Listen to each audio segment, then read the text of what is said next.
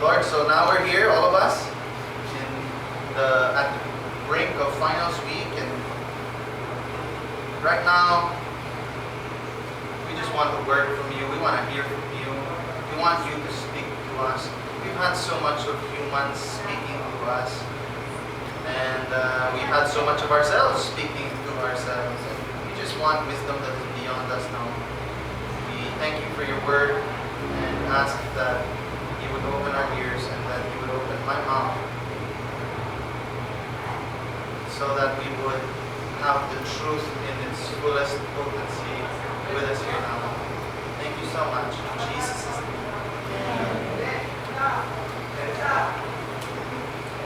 Have you guys ever been in a conversation where you brought up Jesus? And, maybe you and this person, you're okay, you're friends with your classmate, or you played Dota together once or twice, played basketball, so, you're good buddies. And then well, not for the ladies, but whatever you do, you had lunch or something together. Sorry.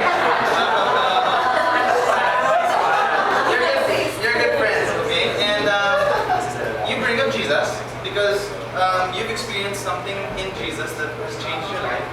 And then suddenly, just shut down.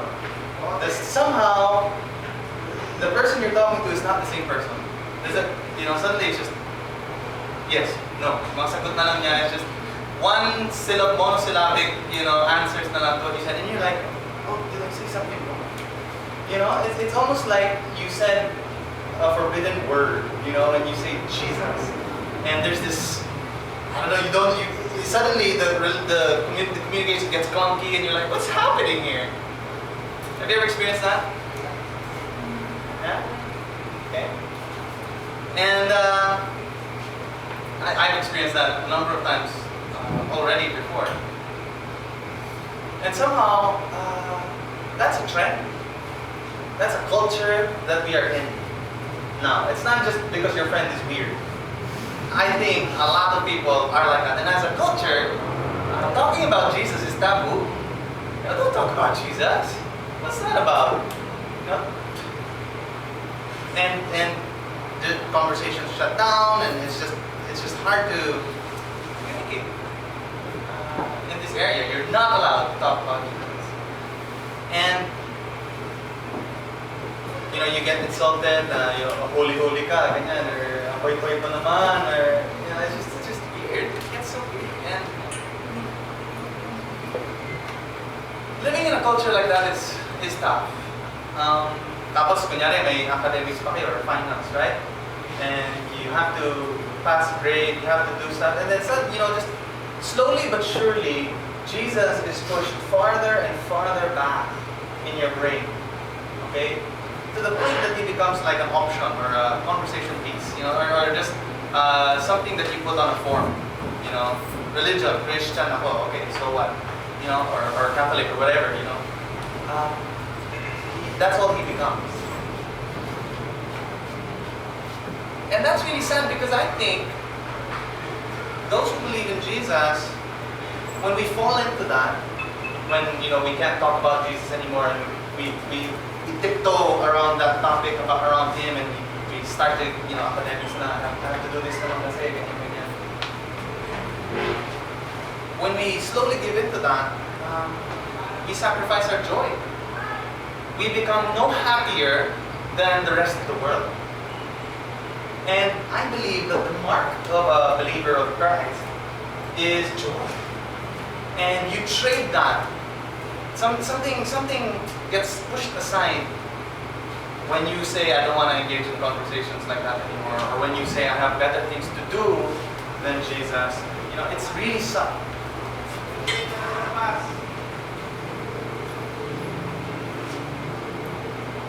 My goal for tonight is just to share with you this one thing.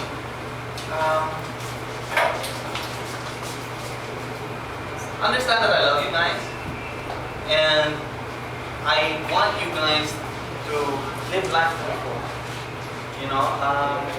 I may say some hard things now, but understand that it's all in love and that I say these things to myself as well. Okay, so please bear with me, but just know that it's because I found so much joy in being taken care of and led and mentored and trained by Jesus that I want you guys to have this as well. I want you guys to know that those thoughts in your mind aren't just, of no consequence. Now, wala silang effect sa inyo. These thoughts that we have a huge effect on our lives and our quality of life. And so I'm gonna lovingly just ask everybody, ruthlessly desire Jesus in the secret place of your mind. Ruthlessly desire Jesus in the secret place of your mind. If you have a Bible, please open it up to Ephesians. Or if you have a friend with a Bible, just grab your friend. Ephesians 4.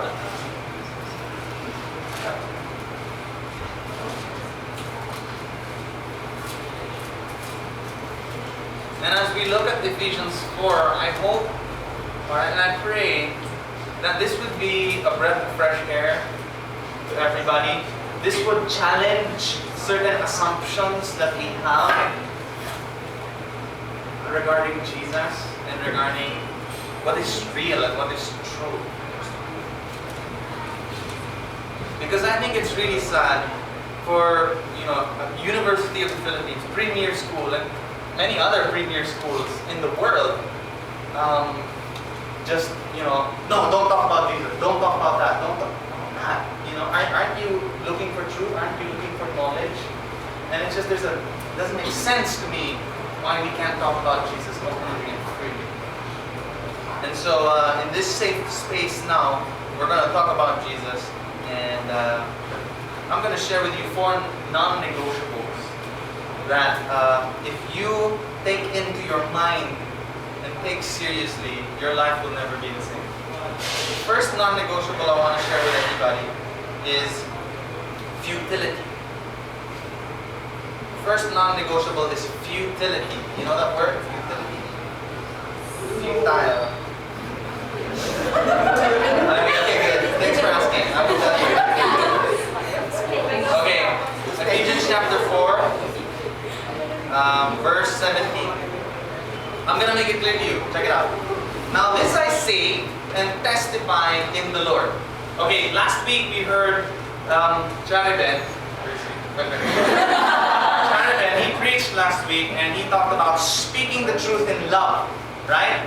Paul was saying, speak the truth in love. Don't play games, you speak the truth. And you do it to build up the other person. And so right at the next verse, Paul is saying, now this I say and testify in the Lord. So he's applying what he just said. Okay? So he says, now I'm saying and I'm testifying, meaning I'm giving evidence to the truth. Okay? This is my turn now. And Paul wants to love the Ephesians, and God through Paul wants to love us. This is a very love. It's going to be harsh what he says next. Okay? But this is because God loves you, and He wants you to know this. That you must no longer walk as the Gentiles do in the futility of their minds. Gentiles were non-Jews. Any race that was not a Jew, Gentile ka. And usually Gentiles, they were just morally corrupt and just wild, nuts. Okay. To give you an idea, some of their worship practices were orgies. You would have orgies with the priest or prostitute, whichever. And that will be to please your God. Okay, stuff like that. Okay, those are the Gentiles. And now he's saying, you must not walk.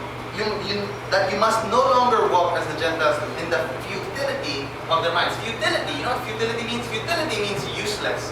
Futility means senseless, unprofitable. It's like a weed. If any of you have planted anything in your life, it's like weeds in a farmer's lot. It's just a waste of space, and it's very irritating, very frustrating, very annoying. There's a